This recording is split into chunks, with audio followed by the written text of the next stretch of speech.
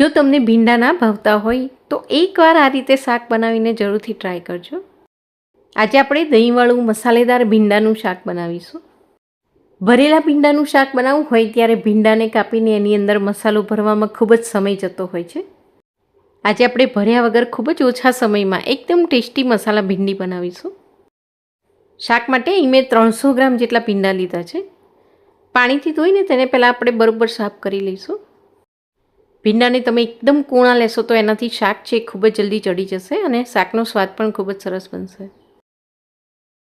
ધોઈ લીધા પછી બધું પાણી નીતારીને ભીંડાને આપણે કોટનના કપડા પર લઈ લઈશું.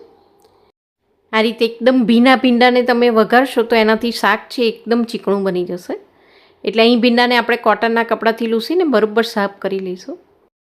ભીંડાનું શાક ચીકણું બની જતું હોય છે એના બે કારણ હોય છે. એક તો તમે ભીના ભીંડાને વઘારો તો ચીકણું બની જાય, અને વધારે લાંબો સમય સુધી ઢાંકીને તમે ભીંડાને કૂક કરો ત્યારે એમાં વરાળ વધારે ભરાઈ જાય એના કારણે પણ શાક ચીકણું બનતું હોય છે. મસાલો સારી રીતે સ્ટીક થાય એટલા માટે અહીં ભીંડાને મેં આ રીતે ઊભા કાપી લીધા છે. હવે સૌથી પહેલાં આપણે શાક માટેનો એક મસાલો તૈયાર કરીશું. તો એના માટે મિક્સરની એક નાની જારમાં હું અહીં 1 ચમચી જેટલા સિંગદાણા લઉં છું, સાથે 1 ચમચી જેટલા તલ, અડધી ચમચી જેટલું જીરું લઈશું. મીઠું આપણે સ્વાદ પ્રમાણે લઈશું. મેં અહીં 1 ચમચી લીધું છે. અડધી ચમચી હળદર, સાથે 1 ચમચી જેટલું લાલ મરચું પાવડર, 1 ચમચી ધાણા જીરું પાવડર અને અડધી ચમચી જેટલો આપણે ગરમ મસાલો લઈશું. અને ફક્ત 1/4 ટીસ્પૂન જેટલું હું અહીં આમચૂર પાવડર પણ મિક્સ કરી દઉં છું. હવે આને આપણે ફાઇન ગ્રાઇન્ડ કરી લઈશું. અહીં આપણે ઘરના સિમ્પલ રૂટીન મસાલા જ લીધા છે. એની સાથે તમે થોડું જીરું, તલ અને શીંગ મિક્સ કરી દેશો તો એનાથી શાકનો ટેસ્ટ બહુ જ સરસ બને છે. હવે આપણે શાક બનાવી લઈએ. તો એના માટે અહીં મેં એક સ્ટીલની કઢાઈ લીધી છે. એમાં આપણે 3 ટેબલસ્પૂન જેટલું તેલ લઈશું. વઘાર માટે હું અહીં રાઈ અને જીરું એ બંને અડધી ચમચી લઈ લઉં છું. સાથે 2 પિંચ જેટલી હિંગ ઉમેરી દઈશું. અહીંયા શાક હું વિધાઉટ ઓનિયન ગાર્લિક બનાવી રહી છું, પણ શાકમાં જો તમારે લસણ મિક્સ કરવું હોય તો તેલમાં પહેલાં તમારે લસણ સાંતળી લેવાનું ને એ પછી તમે ભીંડા મિક્સ કરી શકો છો. 2 મિનિટ માટે ભીંડાને પહેલાં આપણે તેલમાં બરોબર સાંતળી લઈશું. હળદર અને મીઠું એ બંને આપણે મસાલાની અંદર જ મિક્સ કરી દીધું છે, એટલે અહીં ભીંડામાં આપણે બીજા કોઈ પણ મસાલા મિક્સ નથી કરવાના. હવે આ ભીંડાને જો તમે સતત ઢાંકીને ચડવા દો તો એ ચીકણા બની જતા હોય છે, અને ખુલ્લા ચડવા દો તો એનો કલર થોડો કાળો બની જતો હોય છે, બળીને કાળા થઈ જતા હોય છે. એવું ના થાય એટલા માટે હવે આપણે શું કરીશું કે આ ભીંડાને આપણે ફક્ત 2 મિનિટ માટે ઢાંકવાના છે. 2 મિનિટ પછી તરત જ આ ઢાંકણ આપણે ખોલી લઈશું. તો એ ભીંડાને આપણે ફક્ત 1 થી 2 મિનિટ માટે જ ઢાંકીશું, વધારે નહીં ઢાંકીએ.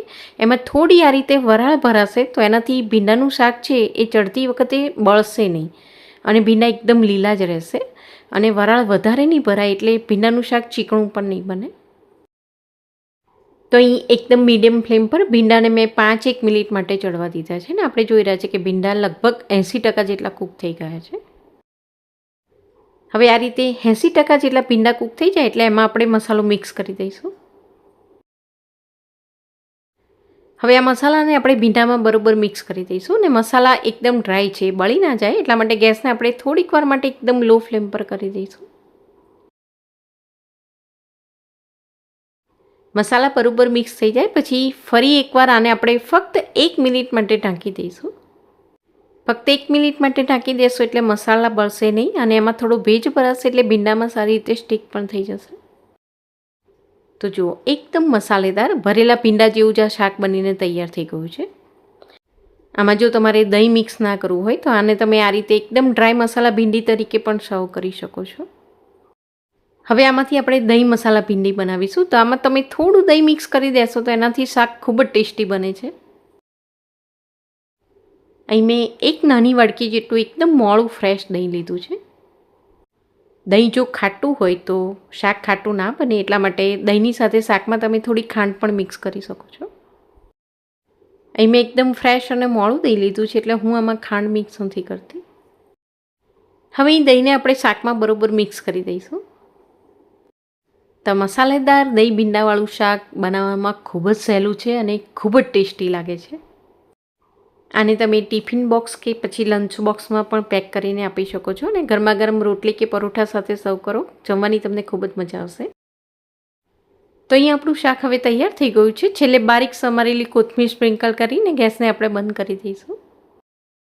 તો અહીં આપણે જોયું કે આમાંથી તમે ભરેલા ભીંડાનું મસાલેદાર એકદમ દહીં વગરનું કોરું શાક પણ બનાવી શકો છો.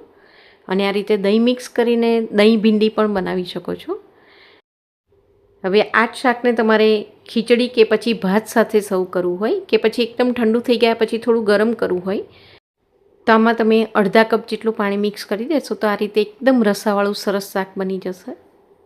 આ રીતે રસાવાળું શાક પણ ટેસ્ટમાં ખૂબ જ સરસ લાગે છે. અને એકદમ ચડી ગયા પછી તમે એમાં થોડું પાણી મિક્સ કરશો તો એનાથી ચીકણું પણ નથી બનતું. આઈ હોપ કે આજની આ રેસીપી તમને ચોક્કસ યુઝફુલ થશે.